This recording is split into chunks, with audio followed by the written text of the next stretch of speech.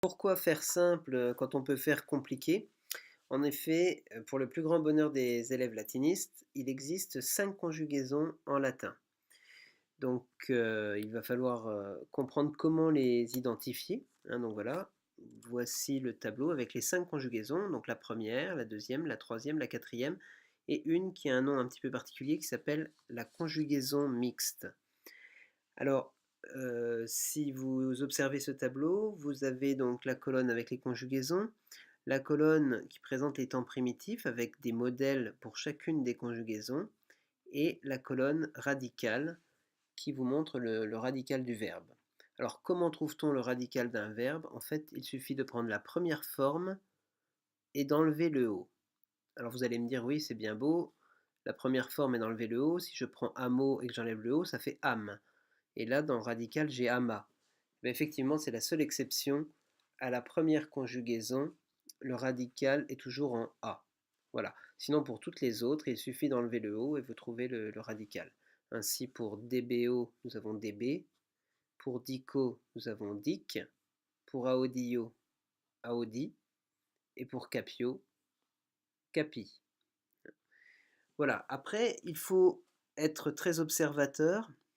Si vous regardez le tableau, pour chacune des conjugaisons, vous pouvez trouver une caractéristique qui lui est propre, hein. Donc, si je prends par exemple la première, c'est la seule qui possède des A, donc des A quasiment à chaque forme, hein, donc à la deuxième personne, également à la troisième. Donc la première conjugaison présente des A aux 4 dernières formes.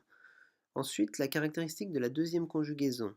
Donc, si on observe DBO, donc on a DBO, DBS, DBRE, débouilli, débitum, c'est la seule conjugaison qui a un radical en E, hein. Le radical, c'est DB.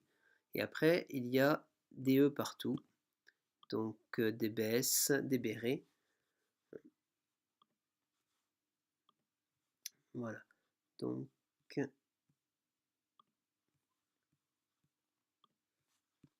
ensuite, troisième déclinaison, conjugaison, pardon, un radical en consonne. Donc même chose, c'est la seule conjugaison qui a un radical en consonne. Alors ça se corse un petit peu avec la quatrième. La quatrième a un radical en i, mais si on regarde bien, la suivante, la mixte, elle a aussi un radical en i. Alors pourquoi est-ce qu'on l'appelle mixte? Eh ben, en fait parce qu'elle a, comme à la quatrième, un radical en i, et comme à la troisième, un infinitif en RE. Infinitif en RE de la troisième, et radical en i de la quatrième. Voilà, c'est pour ça qu'elle est mixte.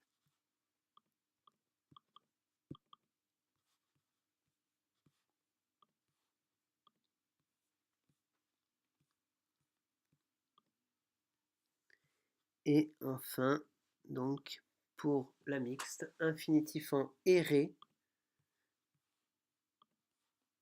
et radical en i. Voilà.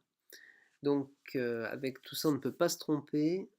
Observez bien donc ce qui est en gras, ce sont les caractéristiques des différentes conjugaisons. Voilà, vous pouvez de toute façon vous entraîner sur le site d'Iskipoulos, hein. Il y a des exercices interactifs qui vous permettent de tester votre compréhension de la leçon. Je vous remercie pour votre attention et à une prochaine fois.